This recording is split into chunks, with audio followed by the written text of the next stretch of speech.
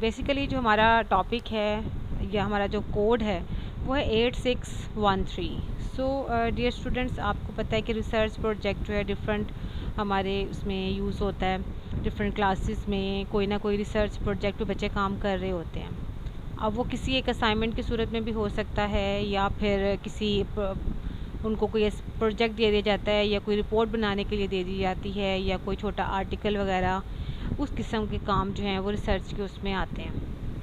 ठीक है, तो अब जो आपका बीएड के हवाले से जो कोर्स है वो एक रिसर्च प्रोजेक्ट है जिसमें कि एक्शन रिसर्च हम उसको कहते हैं। अच्छा, जिन स्टूडेंट्स को स्लाइड्स शो नहीं हो रही, काइंडली वो अपना सिस्टम चेक कर लीजिए। और क्योंकि नेटवर्क की प्रॉब्लम की वजह से अगर नेटवर्क वीक है आपकी साइड पे तो तब भी स्लाइड शो नहीं होती। ठीक है, तो इसको एक बार रीशोर कर लें।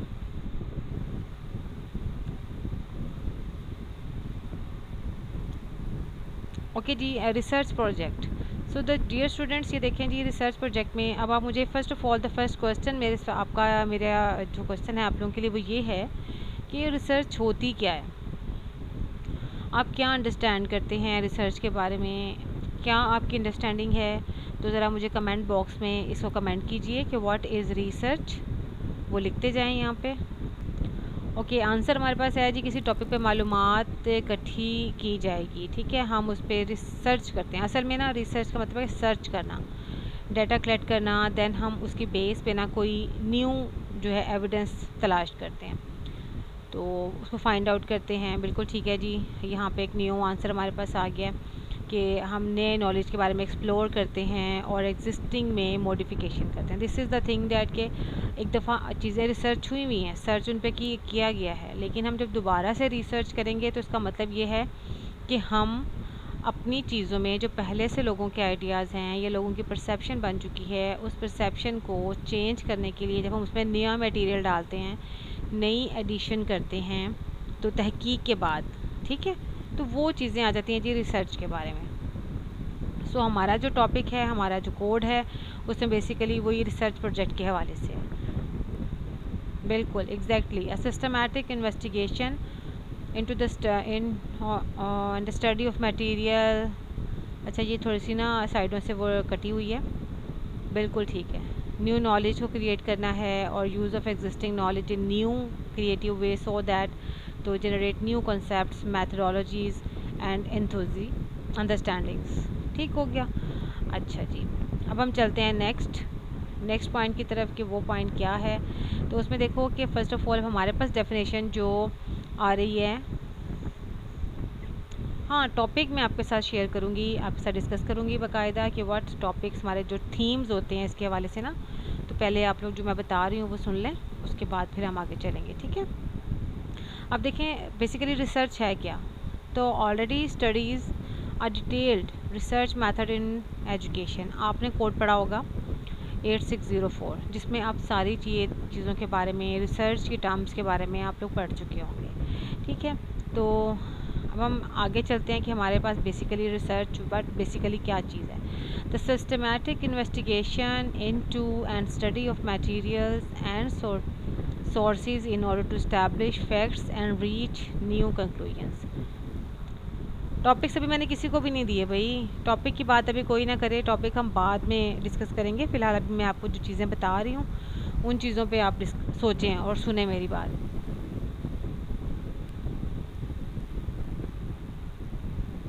ठीक है जी, सुनते जाएं साथ साथ, बाद में मैंने आपसे सारे क्वेश्चंस पूछने हैं कि व्हाट इज़ रिसर्च। जो मैंने डेफिनेशन बताई है आप वो रिसर्च की डेफिनेशन बताएंगे और जो भी बातें मैं बताऊंगी वो आप मुझे आंसर करेंगे यहाँ पर, तो इससे गौर से सुन लें। अच्छा जी, the systematic investigation into and study of materials and research sources in order to establish facts and reach new conclusions. ठीक है जी, हमने क्या करना है, एक सिस्टमेटिक का मतलब होता है एक स्टेप बाय स्टेप हम चीज़ों को इन्वेस्टिगेट करते जाते हैं, चीज़ों के बारे में अंडरस्टैंडिंग क्रिएट करते जाते हैं ऑफ मटेरियल्स। ठीक है, एंड सक्सेस सोर्सेज जो हैं, मतलब बाज़ ऐसा है कि डिफरेंट सोर्सेज से हम मटेरियल ले रहे होते हैं। बाज़ दफ़ा हम सर्वे कर रहे होते हैं, कोई इंटरव्यू कर रहे होते हैं, कोई क्वेश्चनियर फिल करवा लेते हैं, और या फिर ऐसा होता है कि ऑब्जर्वेशन कहीं चल रही होती है, कहीं बुक से मटेरियल मिल रहा होता है। तो कई जगहों पे बहुत सी चीज़ें हमारे साथ साथ चल रही होती हैं। जब वो चीज़ें चल रही होती हैं साथ साथ, तो उसमें ये होता है कि हमें मुख्तलिफ़ सोर्सेज से ना हम एक डाटा कलेक्ट कर लेते हैं। फिर हम उसमें से कुछ फैक्ट्स को लेते हैं, उनको सेटल करते हैं और उसकी बेस पे हम एक नया कंक्लूजन जो है वो ड्रॉ कर लेते हैं कि व्हाट बेसिकली द क्या इसका निकला रिज़ल्ट निकालते हैं। तो वो होती है असल में रिसर्च। ठीक जी। अब देखें, अब रिसर्च जो होती है ये डिफरेंट टाइप ऑफ रिसर्चेज पाई जाती हैं। लाइक अगर हम बात करें एजुकेशन के हवाले से, तो जो रिसर्च अगर हम मेडिकल में रिसर्च कर रहे हैं ना, मेडिकल की फील्ड में रिसर्च कर रहे हैं, तो उस रिसर्च को हम कहते हैं रिसर्च इन मेडिसिन्स, ये मेडिकल रिसर्च। ठीक है।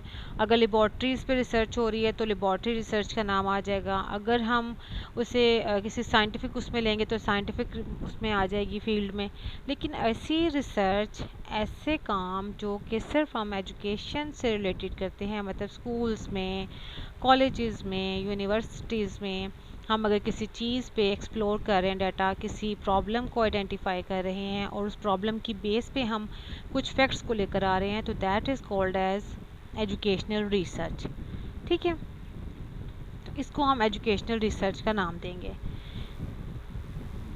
अब यहाँ आपके साथ एक प्रॉपर डेफिनेशन पढ़ लेते हैं कि educational research refers to the systematic collection and analysis of data related to the field of education. मतलब वो एजुकेशन की फील्ड से रिलेटेड होता है। आप कोई भी लेवल ले सकते हैं। एजुकेशन में कितने लेवल हैं, ये भी क्वेश्चन आप लोगों से है कि कितने लेवल हैं एजुकेशन के, तो आप मुझे बताइएगा। फिर मैं आपसे डिस्कस करेंगे इस बात को कि what are the levels of education. हर लेवल पे जो रिसर्च की जाती है उसे हम एजुकेशनल रिसर्च के उसमें ले आएंगे। तो रिसर्च में involve a variety of methods, उसमें डिफरेंट मेथड्स हो जाते हैं जब रिसर्च आप कर रहे होते हैं। अब मेथड्स ऑफ रिसर्च क्या हैं वो भी आपसे डिस्कस करेंगे, ये एक अलग से पॉइंट बनता है। And various aspects of education including students learning, teaching methods, teacher training and classroom dynamics. ठीक है। मतलब इन चीज़ों को लेते हुए अगर आप किसी एक एस्पेक्ट पे भी काम कर रहे हैं तो दैट्स मीन कि आप कौन सी रिसर्च कर रहे हैं, आप एजुकेशनल रिसर्च कर रहे हैं। ठीक है। So I think this is clear कि ये एजुकेशन रिसर्च है। अच्छा, मैंने पूछा था लेवल्स ऑफ एजुकेशन कितने हैं। अच्छा, कितने लेवल मैंने आपसे बताया। अब देखिए, प्राइमरी, एक तो प्राइमरी लेवल है, देन आप आए उसमें एलिमेंट्री लेवल जिसको मिडिल लेवल भी कहते हैं। फिर हमारे पास मैट्रिक को आप कहेंगे सेकेंडरी लेवल। और आपने अपनी जो थी ना आपकी रिज़ल्ट कार्ड्स आपके मैट्रिक के या जो स्नात वगैरह आपको मिली हुई हैं, उस पर लिखा होता है ना board of intermediate and secondary education. ठीक है। अब वो जो सेकेंडरी है वो 9th-10th वाला काम है। उसके बाद जो first year and second year है ना, अब बेशक आप कॉलेज में चले जाते हैं लेकिन उसका जो एग्ज़ाम है जो बोर्ड लेता है वो हायर सेकेंडरी उसमें आ जाता है, सेकेंडरी वाले ही उसमें आता है। उस लेवल को हम कहते हैं हायर सेकेंडरी। देन फिर आपका कौन सा लेवल आ जाता है, 4 हो गए। 4 के बाद अब ये 5 आपका यूनिवर्सिटी लेवल होता है। ठीक है। तो ये दीज आर द लेवल्स। अब इन लेवल्स में से आप कहीं पे भी किसी भी एस्पेक्ट कौन कौन सा लेना है, लाइक जैसे अब हमारी जो स्लाइड है उसमें लिखा हुआ है कि जी आप ये ले लें, उसमें कोई बच्चों की लर्निंग के हवाले से क्या क्या प्रॉब्लम हो सकते हैं, स्टूडेंट्स किस तरह कौन कौन से प्रॉब्लम उनकी लर्निंग में आते हैं, क्या वजह है कि बच्चे अच्छा लर्न नहीं कर पाते, किस चीज़ से उनकी लर्निंग बेहतर हो सकती है। फिर टीचिंग मेथड कौन से बेहतर तौर पे जो है वो बच्चों की लर्निंग को इम्प्रूव कर सकते हैं। मुख्तलिफ टीचिंग मेथड पे हम रिसर्च कर सकते हैं कि इस मेथड का क्या असर होगा, इसका क्या असर होगा। देन टीचर्स ट्रेनिंग के हवाले से कि टीचर्स को अगर ट्रेनिंग दी जाती है तो उसमें किस तरह से काम किया जाता है। फिर क्लासरूम डायनामिक्स आ जाती हैं कि मुख्तलिफ क्लासरूम डायनामिक्स में आ जाएगा कि अब देखो एक क्लास है, उसमें आपके सामने स्टूडेंट्स मौजूद हैं। अब क्लास में आपके पास बच्चों की बिहेवियर प्रॉब्लम भी आते हैं, मैनेजमेंट से रिलेटेड प्रॉब्लम भी आते हैं, टीचर से रिलेटेड प्रॉब्लम भी आते हैं, टीचिंग से रिलेटेड प्रॉब्लम भी आते हैं, असेसमेंट के इश्यूज़ भी आएंगे, एवेल्यूएशन के इश्यूज़ भी आएंगे। तो वो सारे के सारे अगर आप कॉन्सेप्ट्स को देखा जाए, जो डिसिप्लिन का प्रॉब्लम आ जाता है, बेसिकली जो वीक लर्नर्स हैं वो क्या करते हैं क्लास में, उनके साथ मुख्तलिफ प्रॉब्लम जब चलते हैं ना, तो ये सारे के सारे आपके बन जाते हैं इश्यूज़ ना। तो ये सारी रिसर्चेस कहलाई जाती हैं एजुकेशनल रिसर्च। ठीक है।